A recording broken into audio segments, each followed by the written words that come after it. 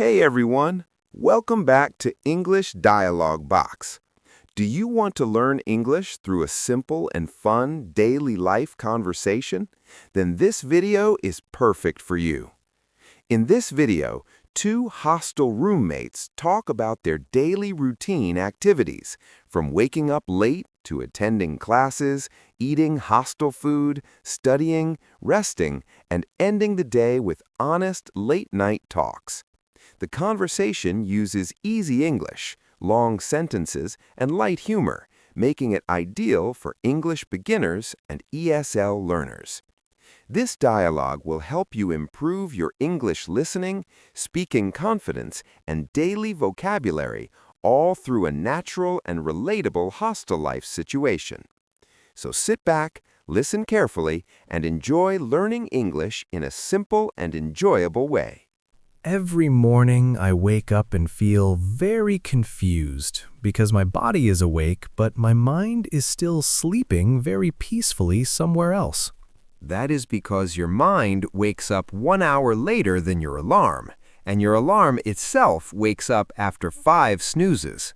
Snooze button is my best friend because it gives me false hope that I still have time to become a successful person today. Your snooze button knows all your secrets because you promise big things in the morning and forget everything after breakfast. I tried to eat healthy, but hostel food reminded me very kindly that dreams and reality are different things. Yes, hostel breakfast teaches us patience because you wait in line, wait for food, and then wait for courage to eat it. After breakfast, my daily routine becomes very serious because I sit with my books and laptop and tell myself that today I will study properly. I do the same thing, but my books open slowly, my motivation opens even slower, and my phone opens immediately without any effort. That phone has magical power because 5 minutes of phone use turns into 1 hour without permission. After that, I go to class, but my body goes there and my attention stays in the hostel room thinking about lunch. In class, I try to listen carefully, but sometimes the teacher's voice becomes background music and my thoughts start planning my future. Yes, and those future plans look very successful until the attendance sheet comes.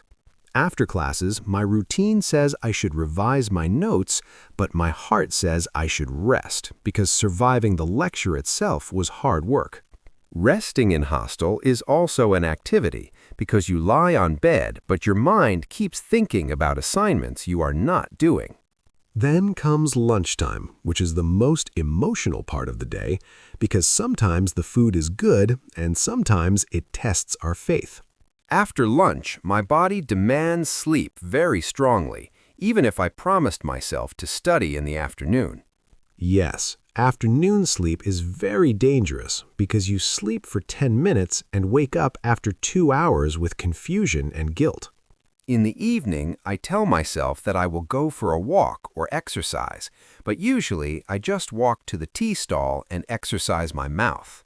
Tea is very important for hostel students because it solves problems, reduces stress, and increases unnecessary conversations. Those evening conversations are special because we talk about life, money, success, and then return to the room without any solution. After that, we sit again with our books in the evening, and this time we open them with more seriousness and less hope. Yes, night study feels different because the room is quiet, the fan is slow, and the pressure of unfinished work becomes very loud. Yes, at night we become very honest with ourselves and promise that tomorrow will be more productive. Dinner time arrives, and once again hostel food reminds us that home food is not just food, it is emotion. After dinner, our routine includes long discussions about daily life, family, studies, and sometimes completely useless topics. Those useless topics are very useful because they help us forget stress for some time. Before sleeping, I check my phone and tell myself it will be the last time, but my phone never agrees with that decision.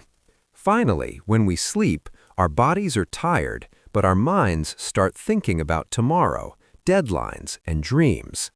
This hostel routine may look boring from outside, but it teaches us independence, patience, and how to survive without home comfort. Yes, and one day we will miss this simple routine, even the bad food and late nights. Until then, we wake up again tomorrow, press snooze, and repeat everything with hope. That is our daily routine. Simple, messy, and very human.